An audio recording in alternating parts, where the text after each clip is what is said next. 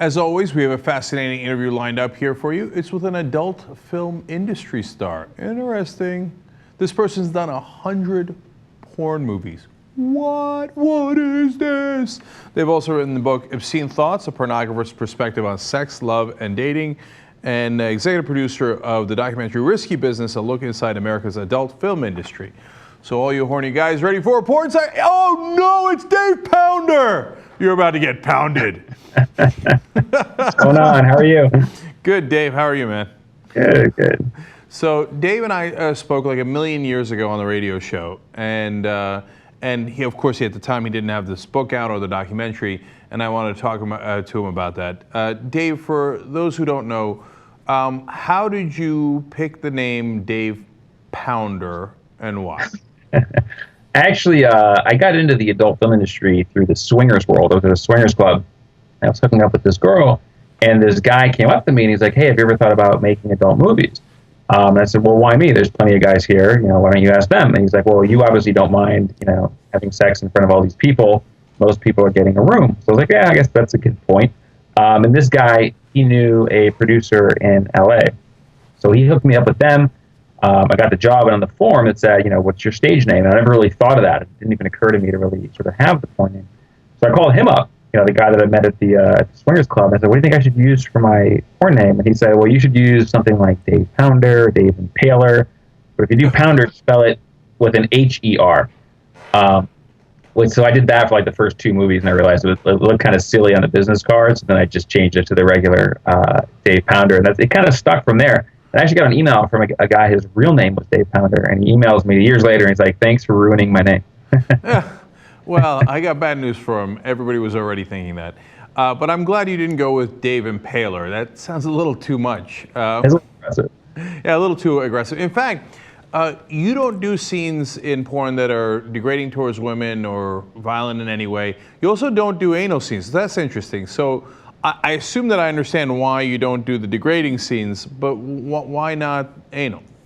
Well, to me, I've always told people, girls and guys, don't do anything on camera that you don't do in your personal life. To me, anal sex has never appealed to me, so I never really, wanted to do that on film. I have had anal sex by accident. I was dating this girl, and it was dark, and we were having sex, and I said, when we were done, I'm like, turn the lights on. And she's like, "I thought you didn't like anal." I'm like, "What are you talking about?" She's like, "You're in my ass." I'm like, "I am?" I'm like, "Really?" So then I kept the lights off, and I ran in the bathroom and showered, and and then I kind of, that's happened a couple times actually. But generally speaking, to me the idea of having, anal sex is analogous to saying let's have, sex in the ear or sex in the nose or any other sort of body part that isn't sort of, I don't call it normal, is that doesn't appeal to me. It doesn't appeal to me to have sex with someone in their nose or in their ear. And to me, the anus would just be another place that I just have no interest in putting it. Not to mention the increased STI prevalence. If you look at HIV distribution, for example, there's this thing that says, HIV is a gay disease. It's not that it's a gay disease. It's that gay people are limited to having anal sex. And when you look at HIV distribution within straight populations, most of those transmissions occur through anal sex and not through vaginal sex. So the incidence or the risk factors associated with anal sex are much higher. So why get into something that I didn't really want to do to begin with, only to increase my risk of getting HIV or something more serious? So I'm amused by that story where the poor girl accidentally had a pounder in her ass. But okay, so I didn't know that in porn you could be choosy like that. Like if you show up on a set and you're like, "I only do this kind of sex," they're fine with that. They don't say, "Hey, move on. I got a guy who'll do anything I want." Yeah, we don't just show up on a set. I mean, what happens is the director calls an agent and says, "I have this anal scene, or I have this scene with the MILF or a younger girl, or whatever it is," and the agent says these are the guys that are available for those types of shoots. So somebody who was shooting an anal scene, if they called the agent and said, "Hey, I want to book Dave for an anal scene," the agent would say Dave doesn't do anal, and they would just pick another guy. I mean, I was always selective because I never really did porn for the money. It was more of like a political statement of trying to align myself with sexuality and showing that regular, kind of normal people are also involved with the adult film business. So it was never, my idea to go in there just to make a bunch of money, do anything for money. It was more like if I had a call time before 11 in the morning, I usually just turned down the scene because I didn't want to wake up that early. Or if I had to, get dressed up in like a suit, I wouldn't do it because I couldn't wear shorts and sandals. I mean, I had a guy, he was a producer, wanted to hire me for 30 scenes for this website they were developing. Where it shot with 30 different attractive girls, got paid, probably $400 a scene. So you're looking at like around $12,000. Have sex with 30 beautiful girls, but I had to put on a suit to pose as this GQ modeling agent guy. And I didn't want to wear the suit, so I turned it down, and I just, just did other scenes. You sound like you're the most selective porn actor of all time. It's kind of nice, and I like the way you stated it. It's almost like a menu. Well, I'll take the interracial MILF, but I'm going to skip, X, Y, and Z. Yeah, but there was this guy once, I emailed him, I'm like, hey, dude, are you shooting? I'm looking for scenes. And he's like, well, I'm not going to hire you because you didn't pay your dues. I'm like, what do you mean? What does that mean I didn't pay my dues? He's like, well, you won't work with the ugly girls or the really fat girls or, whatever it is. And I'm like, well, yeah, I'm not into that. He's like, well, I have to reward my guys that do those scenes and also put them with the more attractive girls. So I said, all right, no problem. Whatever, there's other producers to shoot for.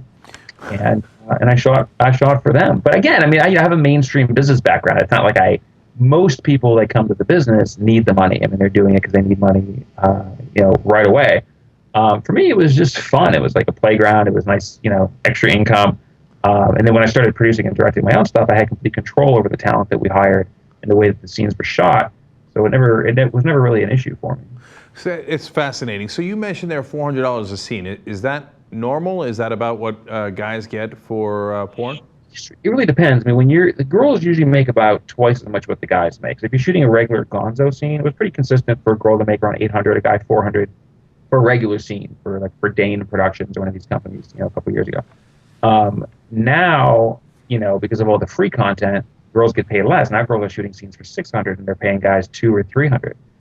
And the bigger companies will pay girls, $1,200, like a solid rate, and the big companies will pay a guy $600 if he's, like a guy like James Dean or someone who's well established. But generally speaking, it really just depends on the company and the production budget and what's involved. I mean, for me, if I shot a scene for Vivid, I would get paid like $600, but I'm there all day from 8 in the morning to 10 o'clock at night because I got to shoot dialogue in between scenes.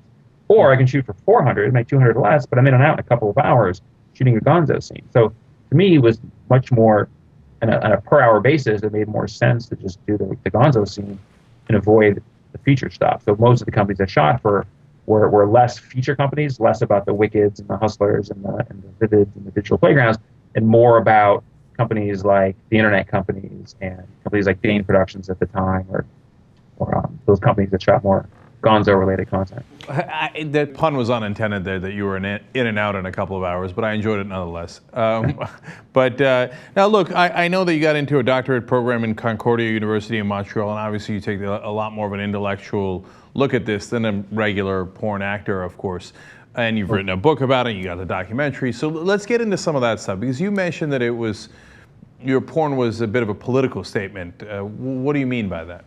Well, I mean, I was in the swingers world before I got into porn, so I didn't need to do porn to have sex. I could just go to swingers clubs and have sex with all these attractive women and, their wives, and the husbands like to watch this. This is a growing demographic of our community. So to me, people always grouped sex with alcohol and drug use, like sex, drugs, and rock and roll. And I never really saw the reason for that. I mean, there's plenty of evidence that drinking alcohol isn't good for you. It's bad for your, in excess, right? It's bad for your liver. There's DUIs, people dying on the road because of alcohol-related deaths, increases in domestic violence, added calories contributing to the American obesity problem. There's clear data that it's probably better not to drink than it is to drink, unless you're going to have just 4 ounces of red wine every night, which most people don't do. Most of the data surrounding sexuality shows that you should be having sex, that sex is actually a benefit. It's a positive thing. If I'm a psychologist and someone comes to me and says, listen, I'm 30 years old and I've never had sex because I'm really religious and I just haven't found the right girl to get married to, most psychologists are going to think, all right, there's something wrong with this guy. I mean, I realize the whole want to being, committed to the religion or whatever he's doing, but it's not normal for someone to be in their 30s and still be a virgin. There's some social awkwardness or something that's just not normal there. So people should be having sex. Now, conversely, if you say I'm 30 years old and I don't drink alcohol, I just think it's unhealthy, I don't want to do it, most people aren't going to say there's something wrong with this person. So most of the data around sex and sexuality is positive. Most of the data around alcohol and drug use is bad. Yet we live in a society that sort of, condemns sexuality, but embraces alcohol and tobacco and these other things. If I walk into a bar and I offer a girl a drink or offer her a smoke, I'm considered this nice guy that's offering goods and services to whatever girl I'm trying to meet.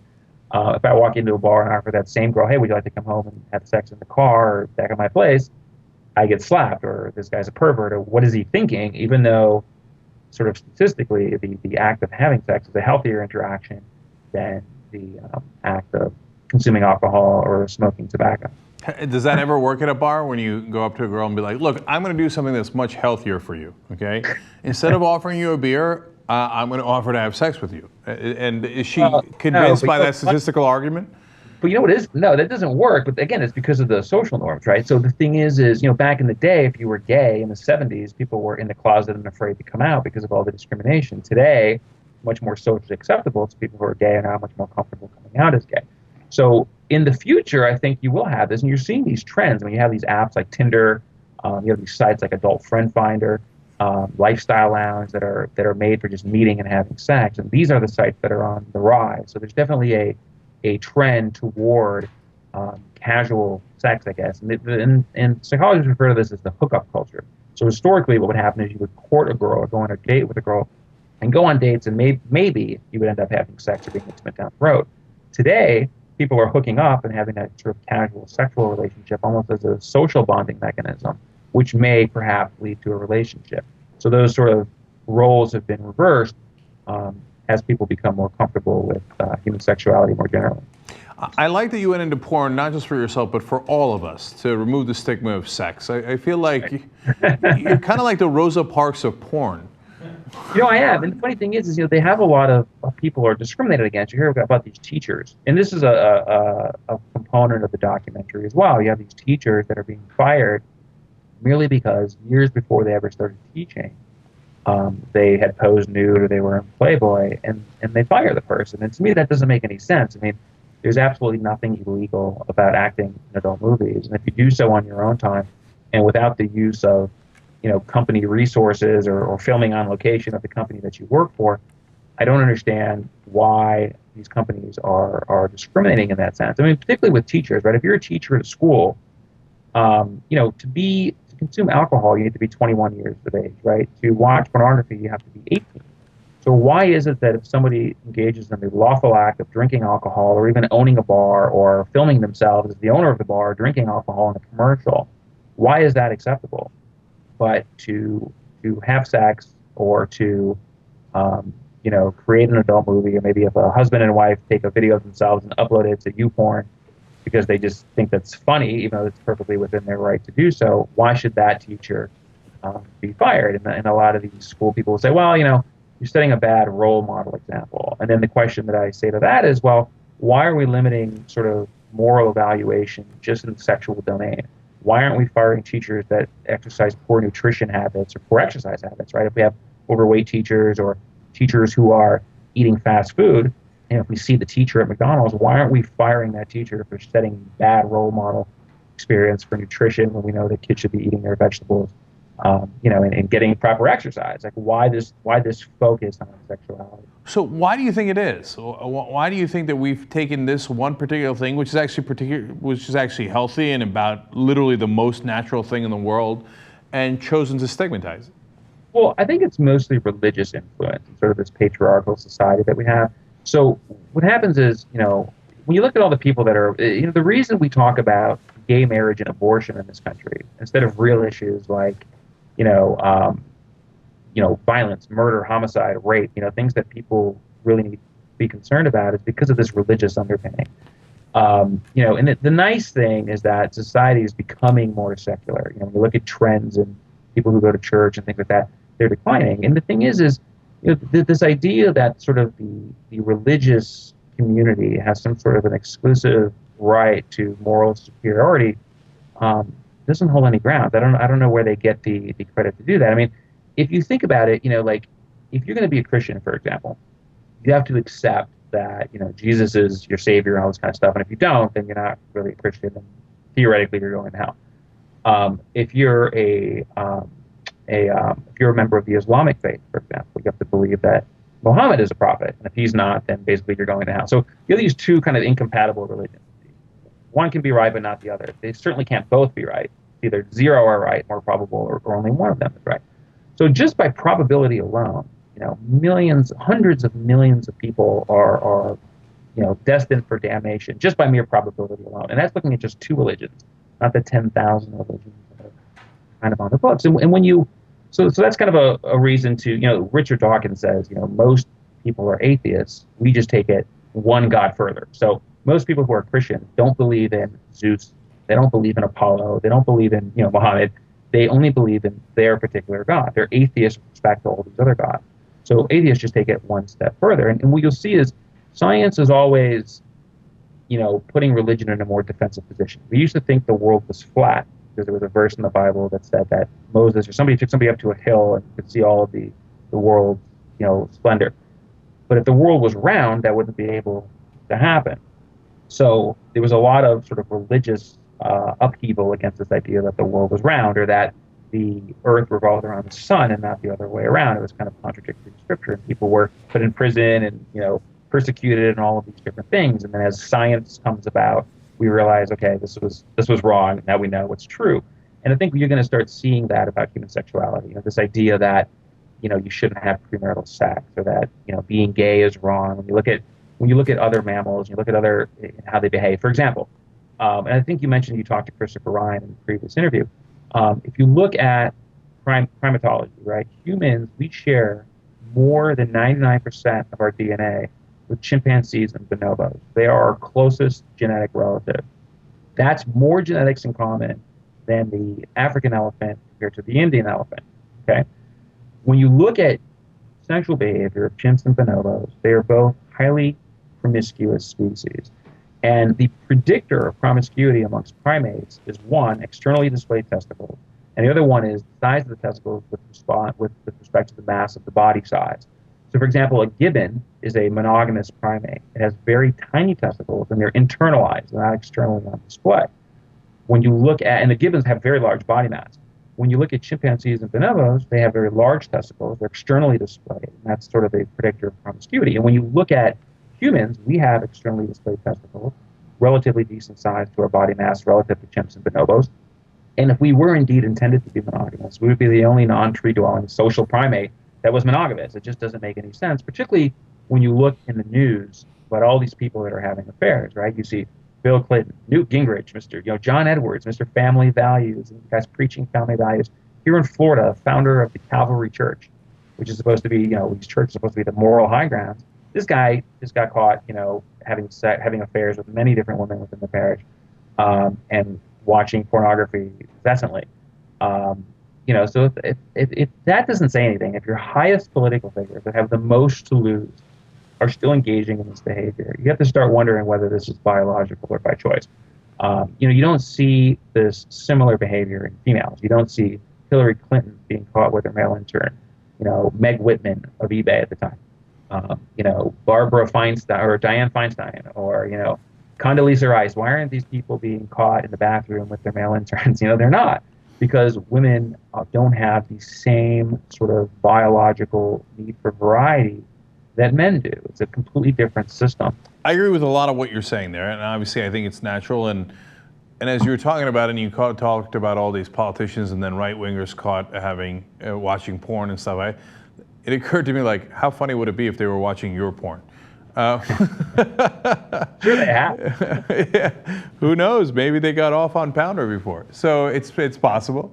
But on a serious note, so there might be a part that I disagree with you on, because on the size of our balls, we agree, and the fact that indicates that men are not by nature monogamous is almost patently obvious. But I'm not sure I agree with you on women. First of all, obviously we need someone to have sex with, and so that if men are seeking out many different partners, it's also incredibly likely that women are seeking out many partners. But then when you actually get into the design of our penis as opposed to our testes, that leads you to believe that women are also actually not only promiscuous, but perhaps even more so, because we have, and I've discussed this with Chris Ryan and other authors that have talked about sex, we have what is, for lack of a better word, a shovel dick. And the reason for that is, and with a suction, it's got a suction and a shovel. That is to take out the semen of other men, right? So there is huge intervaginal competition among different men's semen inside a woman's private parts. Now, if that's the case, that would lead you to believe that women are designed to be fairly promiscuous. Well, what you're talking about is sperm competition theory. So the idea is these multiple men are having sex with, the girls are having sex with the different guys, and when a woman orgasms, she kind of contracts and retains the sperm of the partner she's having sex with more so, which makes that sperm more likely to fertilize the egg and kind of deliver the superior gene for her. The problem with that argument, first of all, is not so much the sperm competition argument, but the argument about first thing you said about, well, there always has to be a girl to have sex with a guy. That isn't necessarily true. And what I say about that is think about an airplane, right? A lot of people fly, right? But there isn't one airplane for every person. We don't say, well, if all of these guys are flying, there must be an airplane to take them there. Well, that's true. Keep in mind, we have a burgeoning sex industry. I mean, prostitution, if you put an ad in, if you're a 20-year-old girl and you put an ad on Backpage or Craigslist, you're going to be blown up with endless emails of many guys who want to have sex with you. So if you are a female prostitute, you can have sex with multiple men a day, every day for years. And there's one girl servicing hundreds of men over the course of years. You don't see that reverse trend. When you look at male escorts, they're overwhelmingly serving a gay clientele. It's more of a male sexuality. David Buss and David Schmidt did a cross-cultural study all around the world, even going to tribes that didn't have media access, and could not find a single culture where women had a preference for a variety of partners, for variety for the sake of itself. And in every culture, men were basically looking for youth and variety in their partners. And there's an evolutionary explanation for that, right? A guy has a very, very low cost of having sex. So the theory, and what they call sexual conflict theory, is that in any species, there's always a gender, so to speak, that has a higher and a lower cost of having sex.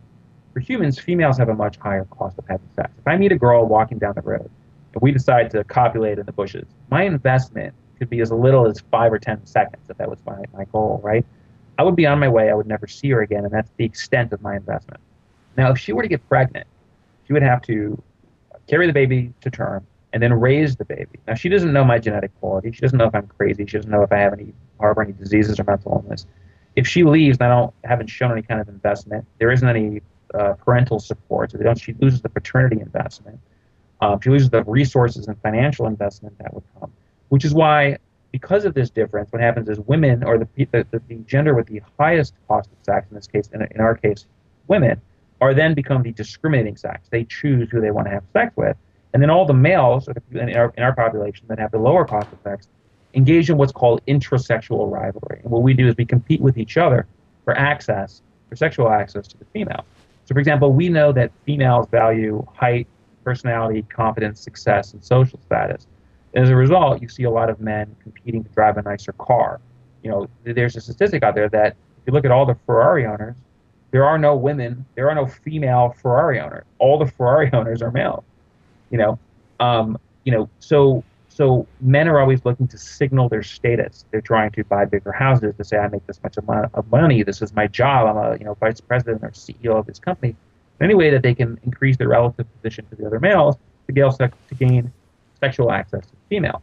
Males, conversely, are attracted to youth, body type, and attractiveness, which are all cues of fertility. You don't see men saying, let's go to the local nursing home and pick up some girls to have sex with, because those girls are all very old and withered, and they're not thinking in their brains, well, they're not fertile. But the idea is the psychological mechanisms that are attracting most men to college-age women versus the nursing home is that college-age women have much higher fertility. But wait a minute, Dave. Then how do you explain the porn title that I saw once? Bust a nut in grandma's butt. Well, sure, right? And there's also BBWs. There's a site called Feed Me, Fuck Me, through the Score group, where these guys have sex with these ginormous women and they feed them cheeseburgers while having sex with them. And again, you're talking about a fetish market. Okay, in porn, you can type anything. You type in amputee porn, whatever. If you're an amputee girl and you come to the business, you're going to get 1 or 2 shoots, and that's the end of your career. You've shot for the 2 fetish producers. If you're a 20-year-old beautiful girl, you're going to have a wonderful career that could last over a decade. This grandma, if a girl's 80 years old and comes into the porn industry, she's going to shoot a couple of scenes for those grandma niche sites. But that represents a very small probability of the actual portion of content being shot. Right. Compared to a girl who possesses what people want to see, which is typically youth, body type, and attractive. So that actually, now that we combine the two things that we've been talking about, which is pornography and then our evolutionary compulsions. What typically is the kind of porn that women watch more, and that might give us some clues as to what it is that they desire sexually? Sure. Well, first of all, about 30% of the adult content consumers are women. So if there's 100 movie sales, theoretically 70 are men, 30 are women. Women tend to gravitate toward the content that has a plot, or there's some kind of a build-up or a storyline around the content, typically when they're watching it. Now, there are girls that just want to kind of get in there and get off, which is a different type of a girl. I argue in the book that there are, when you want to, that most women, if she's dating a guy who is investing in her physically, having sex with her, emotionally, telling her she's beautiful and he loves her and financially, just buying her things, not to be an expensive car, just little, cards, chocolates, and that he's thinking of her, and that she respects him in his occupation, that she's not going to cheat on him. Now, there's a caveat to that. So the joke is, if the girl's cheating, it's the guy's fault. Now that assumes that she doesn't have a prior incidence of sexual or emotional abuse. When that happens, now keep in mind that 1 out of 3 women are sexually assaulted in their lifetime. When that happens, women then they either shut down completely sexually or they act out sexually. So they either put on a bunch of weight and become as unappealing to men as possible, or they become hotter, get boob jobs, and go out and have sex every weekend with some other guy that they pick up in a bar.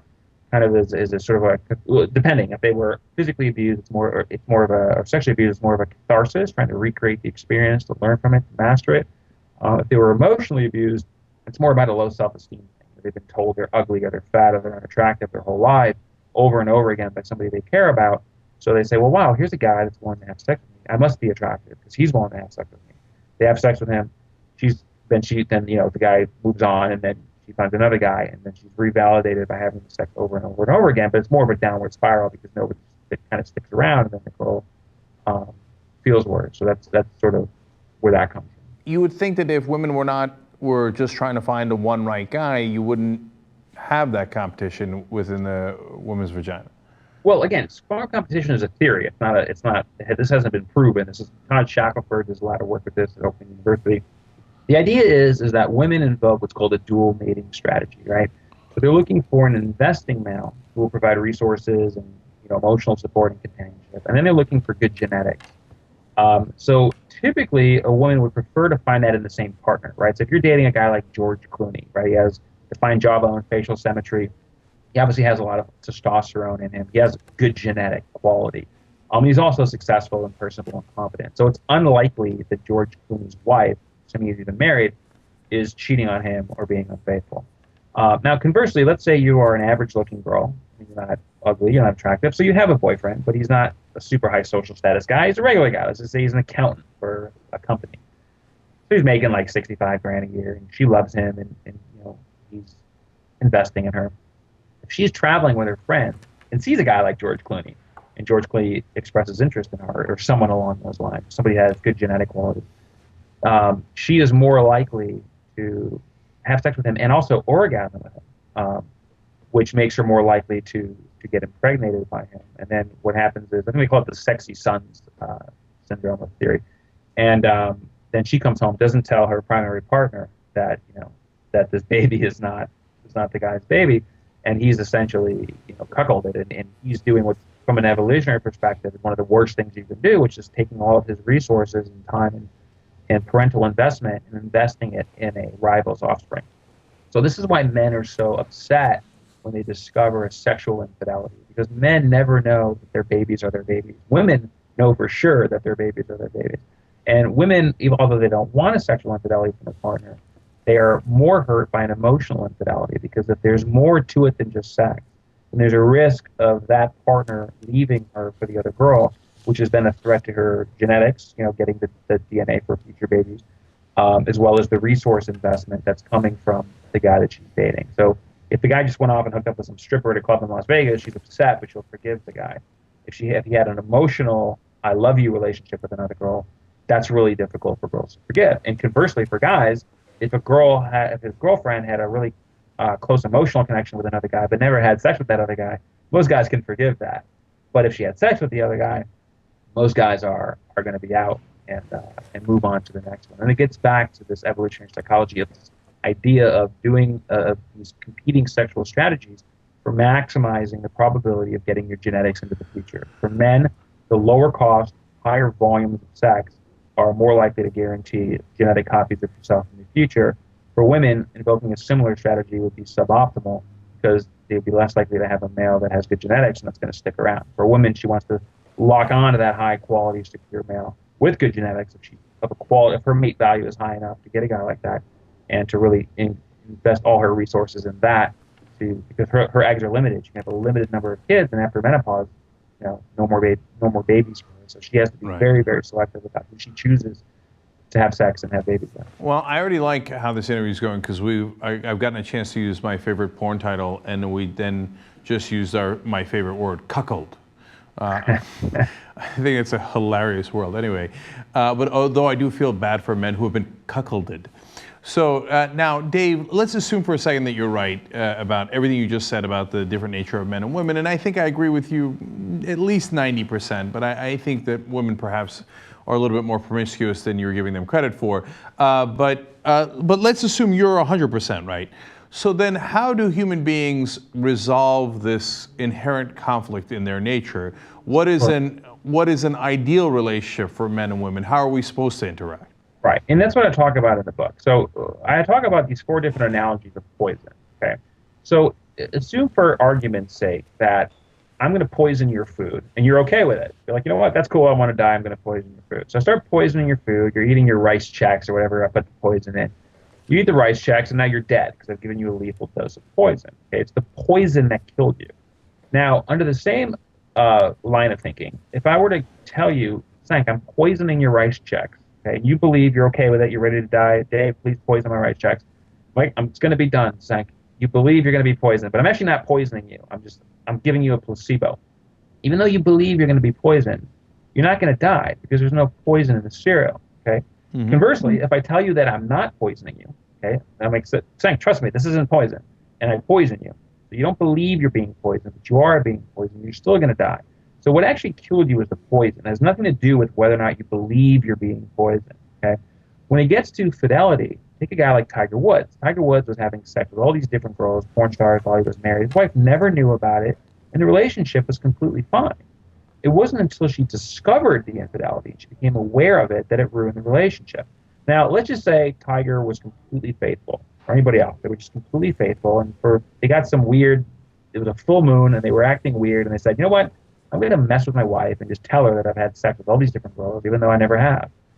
If he says, listen, honey, I have to confess, I had sex with these 20 different girls over the course of our marriage, I feel really bad, I want to come clean, even though he never did, his penis never entered another vagina, that girl is devastated and ruined because in her mind, she believes that he had sex.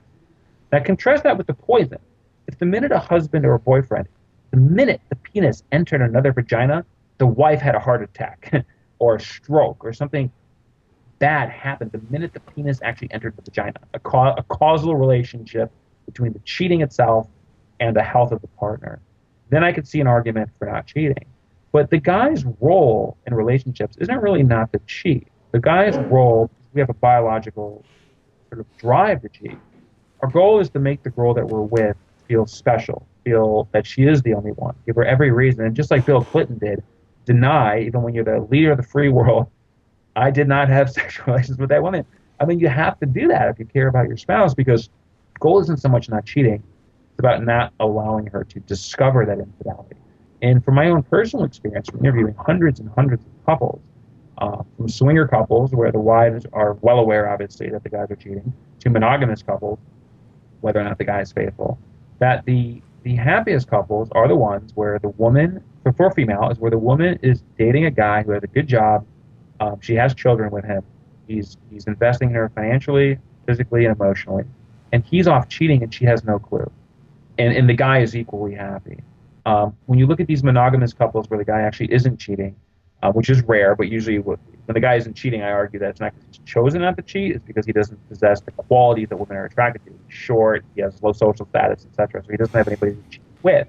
These guys are thinking, yeah, I love my wife, I love our marriage, but it would be kind of cool if I could have sex with other girls, but my wife would never go for it. But there's this desire.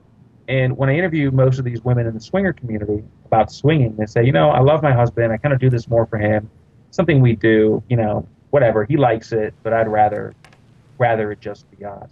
So when you have these swing relationships, the woman is never fully maximized in the relationship. When you have a truly monogamous relationship, the man is never fully optimized in the relationship. But when a woman believes that the guy that she's with is monogamous and faithful, she believes that, regardless of whether or not he is, she's maximized. And when the guy is cheating, he's maximized. And when those are happening in tandem, those appear to be the happiest relationships from all the interviews I've done. And just from, all the literature that's out there is, most of these guys of high social status are cheating. Even the ones that have a moral premise against it, like John Edwards, family value guy. Newt Gingrich, let's impeach Bill Clinton for getting a blowjob from Monica Lewinsky, even though Newt Gingrich cheated on every single one of his ex-wives and probably his current ex-wife. So, I don't know what to say to that. The problem is you can't really structure a society around that, where you say, okay, the optimal relationship is you guys get married, and then the guy, good luck, cheat on her as much as you can without getting caught. You can't say that. So how do we, you see what I'm saying? How do we give people structure? Well, here's what I'm saying. That is what's happening right now. So it's not that women will never accept it. If men will never accept monogamy. Women will never accept non-monogamy. And what's going to happen is going to happen, right? They say the difference between morality and economics is morality is the way we would like the world to be. Economics is the way that the world actually is. So it doesn't matter whether or not you tell guys to do this. They're going to do this, particularly if they're high social status, and it's happening right now in society. We live in a society that doesn't condone extramarital affairs, but every single day you read in the newspaper about the next guy that got caught cheating with his wife, whether it's Elliot Spitzer or Mark Hurd of HP. These aren't these low totem pole guys. It isn't the customer service rep at Sprint.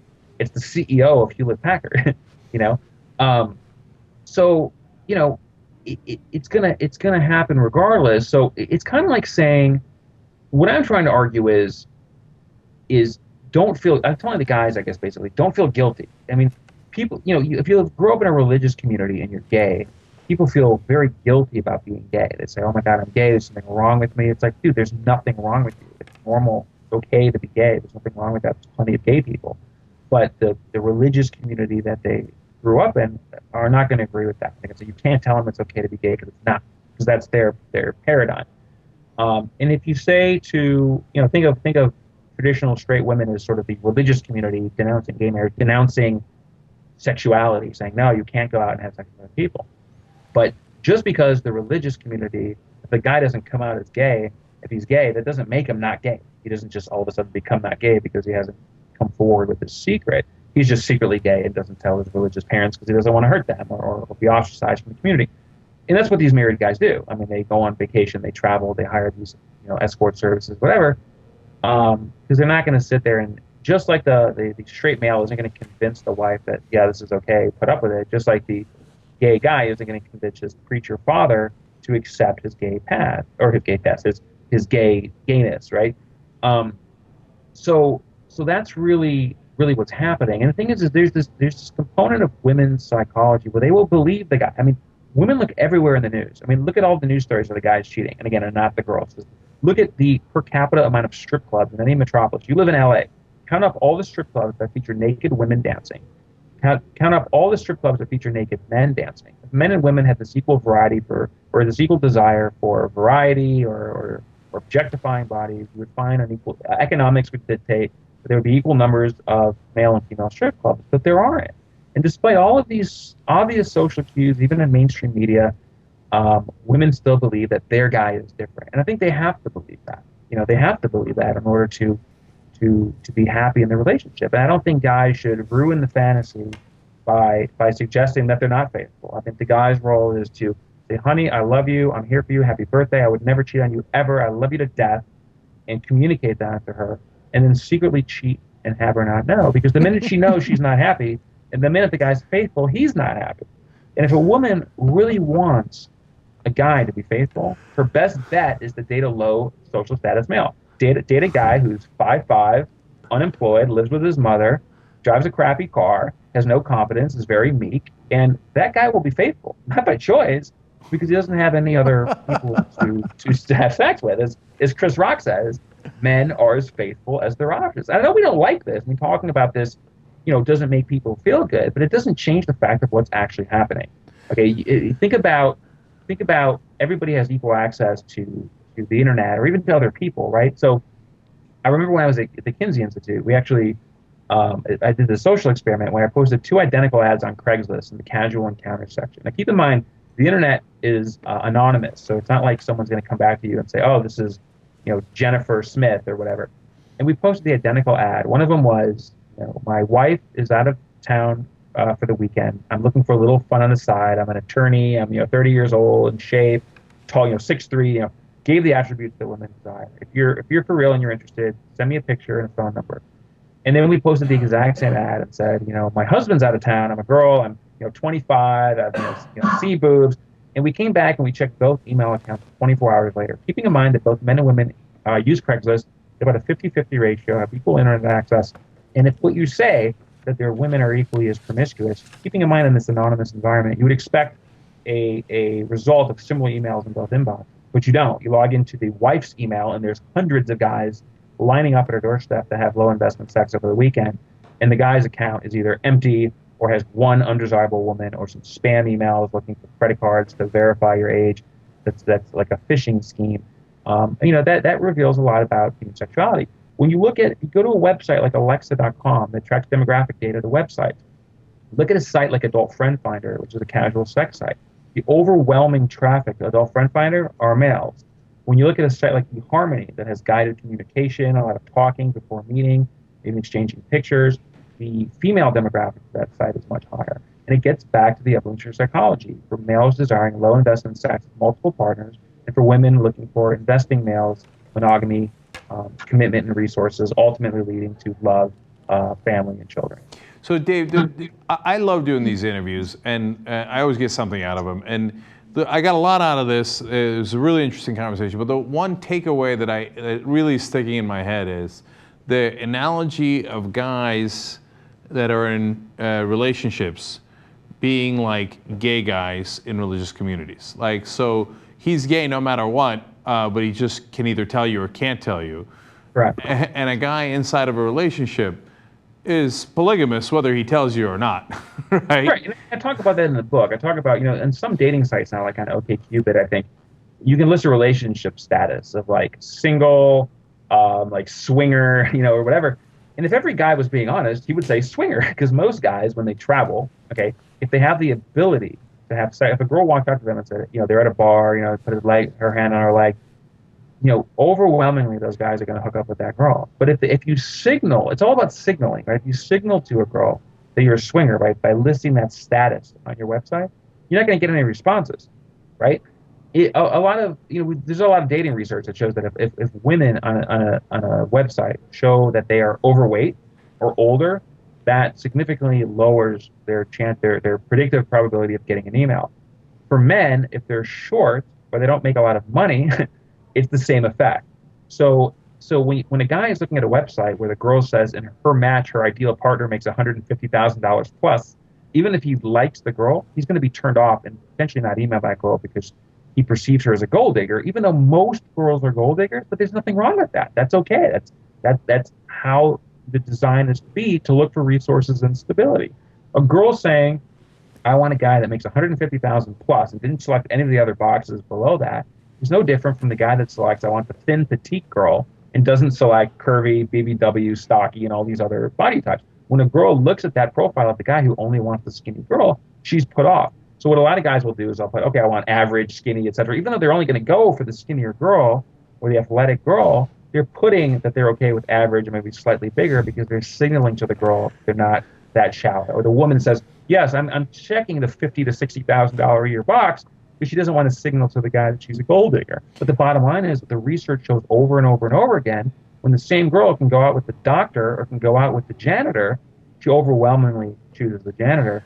And for the man, when he can go out with the more attractive girl or the less attractive girl, even when he has more in common with the less attractive girl, he opts to choose for the more attractive girl. Dave. And there's countless research there. So, Dave, I'm going to give you a world record for cynicism. And I don't disagree with you, don't get me wrong, okay? But you have broken the world record. Let's just call it what it is. You believe that men and women should lie to each other ad nauseum to make themselves feel better. And that's the way the world works. Well, and so... Let me add this. If you want to remove sexual conflict, okay, let's look at gay and lesbian populations. Okay, these are men interacting with other men and women interacting with other women. Okay, gay men are notorious for having multiple sex partners. These apps like Tinder, where they meet for anonymous sex, Grindr. These gay bathhouses in San Francisco. You do not see similar behavior on the female lesbian side. They're more about nesting with one partner, emotional connection. All the things that straight women want are really what's happening in these lesbian relationships. And all the things that straight men want are happening in these gay relationships. And I always make the joke with my friends and say, I wish I were gay. If I were gay, it'd be great. I'd have sex all the time. There'd be no problem. I mean, I'm not gay, but if I were, I mean, these anti-gay kind of Republican people are always like, oh, gay people should just choose not to be gay. They should just choose to be straight. It's choice. I'm like, that's bullshit. Because if it was a choice, I would be gay. Because then I would have this unending, supply of sex. So it's silly. What you're talking about is this negotiated sexual conflict, and deception is an inherent part of that. Unfortunately, much in the same way that when you go to a job interview, okay, and someone says, "Why are you here today?" They're there because they need the money. Research after research shows when people win the lottery, they quit their jobs. Okay, and the winning the lottery is purely a financial decision. This idea of, I like the challenge of the job, I like the people that I work with, I like that I get to make a difference. It's all bullshit, because when they win the lotto, they leave. Now, if I go to an interview and I tell my boss, the potential boss, and they say, "Why are you here?" and I answer honestly, "I'm here because I need money and I need to pay the rent and I want to have a nice lifestyle," then you're not going to get hired. You need to say, I really like this company because you have good products, and I think that I can make a difference, and I really want to expand this part of the business. And you essentially deceive the true honest answer to get the job. And that's no different than what happens in any other type of a negotiated conflict that's happening, whether it's an employment conflict or whether it's sexual conflict. But in the end, we both want monogamous pair bonding. Don't for a second think that guys want multiple emotional relationships. It's not like a guy loves his wife and wants to love 4 other girls and take his wife to Italy, but some other girl to France. Not at all. The girl wants to be, or the guy and the girl both want to be with the same partner emotionally. It's only the sexual drive that I'm speaking with. When these guys are having sex with other girls, it has absolutely nothing to do, as with Tiger Woods, with their love or the quality of their relationship. It's merely variety. And the analogy I talk about in the book is, this is a great analogy, is think about if you have to franchise a restaurant, right? Like, you guys are in LA. I love BJ's Brew House in Westwood, right across from Diddy Reeks, the cookie place. If I was going to franchise a restaurant, I would franchise a BJ's. I love the menu. I love the ambiance. The prices are good. It's a great atmosphere. So I would spend, $500,000 to $1 million, invest resources, invest time, and make my BJ's pizza. That's my wife. That's my pair bond. Okay. Now, just because I'm eating there every single day for a week doesn't mean that the Olive Garden doesn't appeal to me. And just because I eat at the Olive Garden, okay, once, or I go to even McDonald's just for the variety, doesn't mean that I want to sell my franchise in BJ's, that I don't love BJ's, that I want to franchise in Olive Garden too. It has absolutely nothing to do with that. BJ's is still my favorite place. I just ate there the last 4 days and I want something different. For women, it's more like a job. If somebody has a great job, they're making great money, they have a great boss, a great commute, and somebody comes up to them and says, "Hey, kid, would you like another job? You can make an extra 10 grand selling flyers on the weekend." Most people would say, "No, I'm happy with my job. I make enough money. I'd rather just enjoy the time on the weekend. My job gives me everything that I need." When do people start looking for other jobs? When their boss becomes really mean to them, when their commute becomes undoable, when the work that they're doing is unfulfilling. This is when women leave and stray in relationships, when the guy's not investing in them sexually. Maybe he's off in Iraq fighting a war for 2 years and she has sexual needs. Maybe the guy's not investing in her emotionally. He's not asking her, "How was your day? I miss you," etc. He's becoming emotionally distant. It's these same type of things when something is missing from the job that someone looks for a job, when something is missing from the relationship, the woman looks for a relationship. And oftentimes when a guy cheats, the girl says, well, what was wrong? What did I do wrong? Because she would think, well, I wouldn't cheat unless you were doing something wrong. So she takes a myopic approach, saying, well, I'm going to project my feelings or would make me cheat into what would make him cheat. And women and men can't do that. We're wired completely different from an evolutionary psychology standpoint. And if you want to learn more about this, I would read the research by guys like David Buss, David Schmidt, Gad Saad, your friend Christopher Ryan, although he argues more for the female promiscuity, which I see his arguments, but I don't really buy it in terms of what's actually happening in society. And John Townsend as well would be a great guy. He's an anthropologist at Syracuse. Read their work, read their literature. Don Simons, UC Santa Barbara. All of this evolutionary explanation is a very powerful lens from which to view the world. All right. Dave, I'm going to end on a fun question here, but I amused myself while you were talking there about the idea of you dating a girl or even better yet, marrying a girl. And the idea of Dave Pounder telling her, no, baby, I'm going to be faithful to you. Sure you are. Of course you are. But the thing is, you never know, man. Somebody might actually believe it. Well, here's the thing. For me, I'm kind of the messenger. So, most of these people that are really well-versed in human sexuality are actually the ones that are single because they have this moral conflict between lying and not lying. Or one of the jokes I use is, if I say to like a 7-year-old, hey, go kiss that girl, she's cute. That 7-year-old is going to say, gross, she has cooties. And he means it. I believe that 7-year-old really believes the girl has cooties and that she's gross, right? But statistics shows that as that boy matures and develops, he's eventually going to find that girl attractive, assuming that he's straight. It's no different. I mean, I don't believe for a second that when a guy and a girl get married that the guy thinks, who am I going to cheat with tonight? I mean, it's nothing like that at all. He may think in his mind that he's going to be completely monogamous, much like the 7-year-old thinks the girl has cooties. But as time goes on, and he's been with the same girl for a while, all of a sudden, this is when these drives happen. And Dan Ariely, in a study he did at Berkeley called, I forget the name of the study, but it was done at Berkeley with George Lowenstein.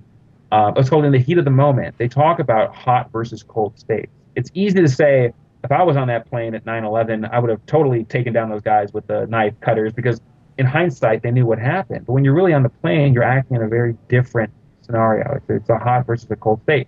It's easy for you to say you're going to be faithful to your wife.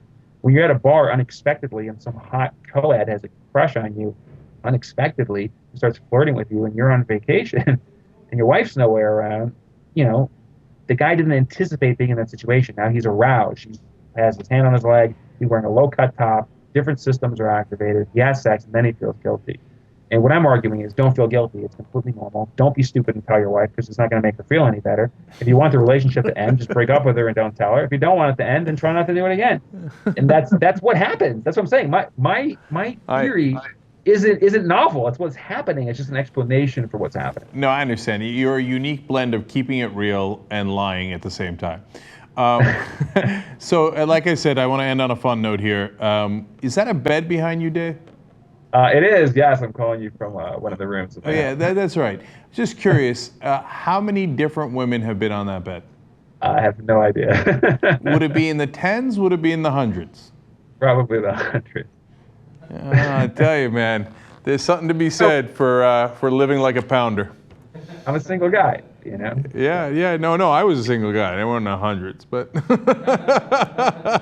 if I could just get a quarter of your life, like maybe a quarter pounder. We're both smiling, and that's all that matters. All right. Everybody, the book is Obscene Thoughts, a pornographer's perspective on sex, love, and dating. And as you can tell, a lot of interesting ideas in it, a lot of dangerous ideas in it. Dave Pounder, thanks for joining us on The Young Turks. Appreciate it. Thank you.